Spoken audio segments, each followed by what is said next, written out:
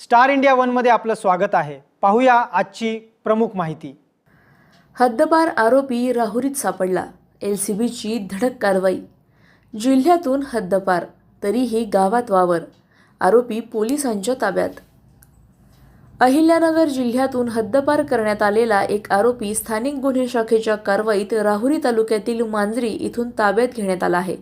ऋषिकेश भाऊसाहेब भगत, वय 26 वर्ष, राहणार मांजरी असे आरोपीचे नाव असून त्याला उपविभागीय दंडाधिकारी श्रीरामपूर यांनी नोव्हेंबर 2025 पासून 1 वर्षासाठी अहिल्यानगर जिल्ह्यातून हद्दपार केले होते। मात्र तो मांजरी गावात फिरत असल्याची माहिती मिळाल्यानंतर स्थानिक गुन्हे शाखेच्या पथकाने सापळा रचून त्याला ताब्यात घेतले। या प्रकरणी राहुरी पोलीस ठाण्यात महाराष्ट्र पोलीस कायद्यानुसार गुन्हा दाखल करण्यात आला असून पुढील तपास सुरू आहे।